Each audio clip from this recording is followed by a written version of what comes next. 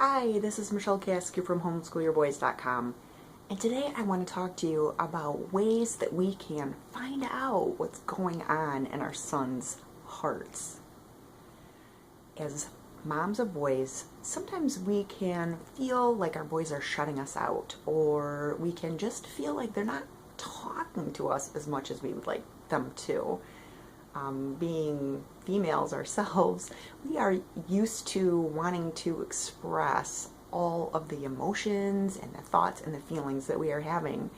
And sometimes it's hard for us to understand why our boys aren't wanting to do that same thing with us. So I actually have some thoughts about that I would like to share with you. First, our sons actually do want to talk to us.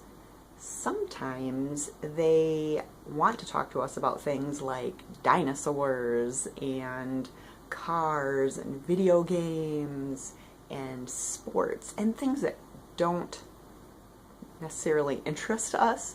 So when they are speaking to us about those things, sometimes we inadvertently shut them down by not being excited about what they're saying, or by only half listening to what they're saying and trying to multitask and being distracted, and we can give them the feeling that what they're telling us about is not interesting to us and we don't really care, and then they get used to not telling us about those things.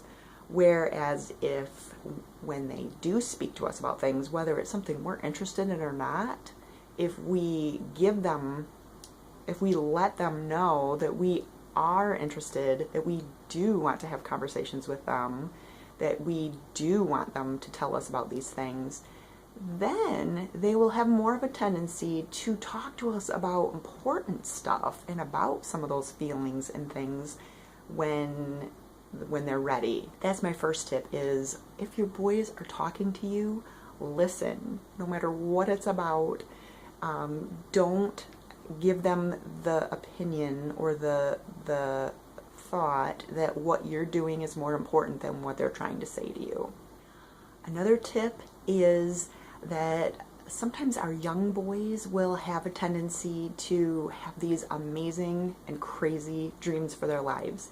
They will want to be firemen and policemen and professional baseball players, and they will want to be write these amazing novels. They will want to do all these cool hero-like things. They actually do want to be heroes. That is something that men want. They want us to respect them and admire them, and our boys have that same desire.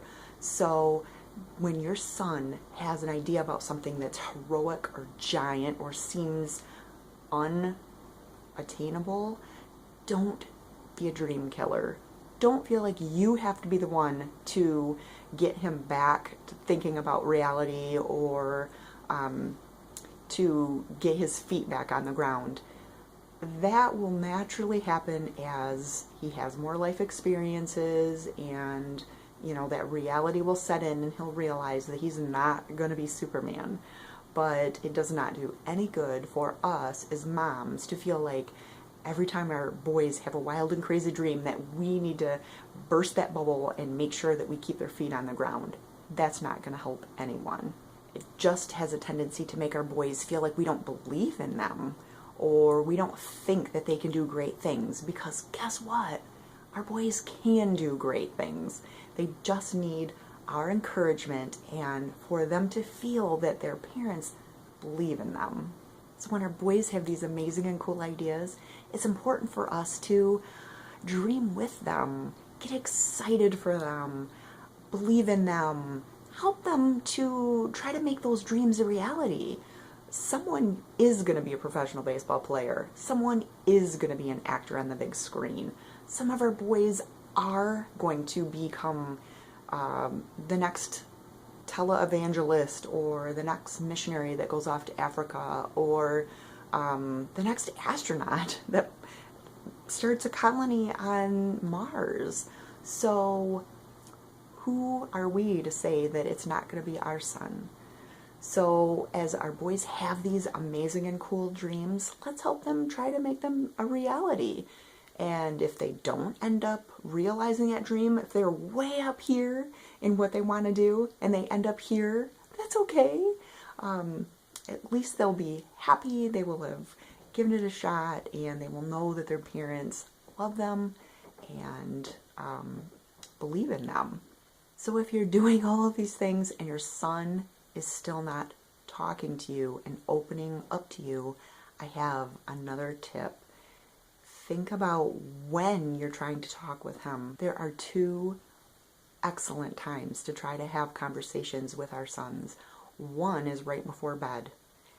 Our kids have a tendency to open up and to really talk about what they're thinking and feeling and fearing and all of those things as we're tucking them into bed at night. So that is an excellent time to let them have those conversations. If they bring something up, don't shut them down and try to get out of that room as fast as you can.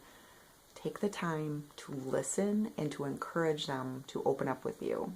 Another excellent time to try to speak with our boys is when we are riding in the car, sitting side by side and driving down the road. There's something about not being face to face but being side to side that allows our boys to loosen up and gets them talking.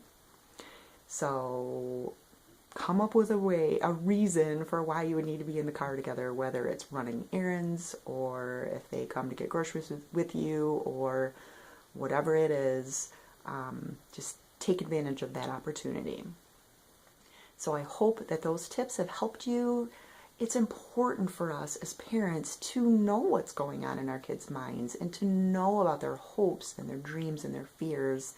And when we are willing to talk to our kids and listen to them about the small, mundane, trivial matters in their life, then when big things do come up, they will be much more likely to bring those to us and to talk to us and to trust opening up their hearts to us. So again, this is Michelle Caskey from Homeschool-Your-Boys.com, and I hope that you have a wonderful day.